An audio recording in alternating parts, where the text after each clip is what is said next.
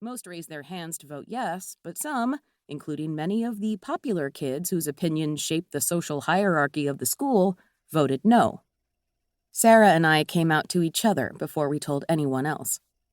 We drifted apart in college, but reconnected over $2 margaritas at the Manhattan lesbian bar Cubbyhole during a summer that we both happened to be working internships in the city. Sarah is the question asker, the reporter, and the audio technician of our group. She has no qualms about walking into a bar, asking a stranger for an interview, and then pulling their entire life story out of them.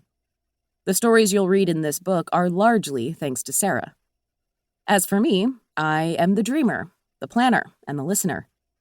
I was constantly revising our route to incorporate the new spaces I kept discovering online that met our criteria. Bars run by queer women or non-binary folks that intentionally centered the queer women and non-binary community. While Jen drove, I was in the passenger seat, figuring out where we would be sleeping each night. I booked motels, Airbnbs, and, much to everyone's chagrin, the occasional campsite. While Sarah asked questions, I sat beside her, quietly listening, absorbing story after story. At first, we thought that in collecting these stories, we might find answers to the question everyone seemed to be asking. Why were lesbian bars disappearing? Yet we didn't find lesbian bars that were dying. Instead, we found them thriving. Through the stories we uncovered, we began to understand it wasn't a why that we were after, but a how. How do these spaces survive? How are they built? How do they support us? How do we support them? How are they intertwined with our community, our history, our fight for liberation, and our chosen families? After 20 bars and 30 days on the road, we returned to Brooklyn on October 13th, 2021, thinking that we'd answered our questions and concluded our journey. What we didn't know was that the country was on the cusp of a lesbian bar resurgence. With LGBTQ+ rights under attack across the country and transphobia rearing its ugly head, the need for a new kind of lesbian bar, one that centers radical inclusion and collective resistance, has become increasingly urgent. As people step up to fill that need, new bars have continued to open, calling us back to the road. At the same time, a nationwide renewed interest in lesbian culture has sent us on a deep dive into historic spaces that no longer exist but have left their mark.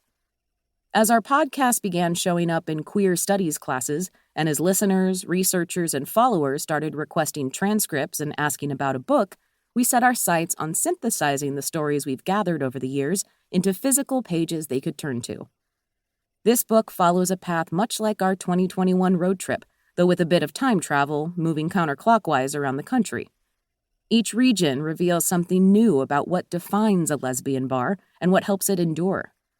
We begin in 1925 New York City with what some consider the first lesbian bar. From there, we visit today's bars of the Northeast, neighborhood institutions that raised us and community-driven spaces built to survive. In the Midwest, we explore the central rule of the modern lesbian bar: be nice or leave. Then we head west, following in the footsteps of so many queers before us who made the same pilgrimage in pursuit of freedom and community. Finally, we return home through the South, where we witness how lesbian bars and the communities around them offer safety and sanctuary in the face of bigotry and discrimination.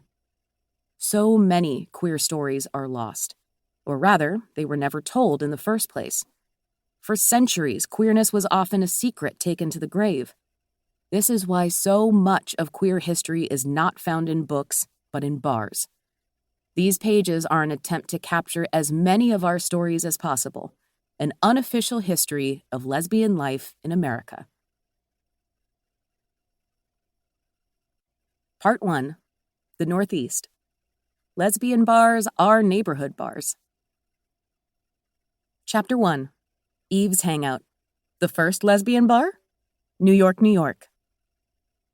In 1999, Nina Alvarez spotted an unusual book on the mantel of an old fireplace in the lobby of her Albany apartment building, where a small free library had emerged. A self-identified bisexual bibliophile, Nina was drawn to the book for two reasons.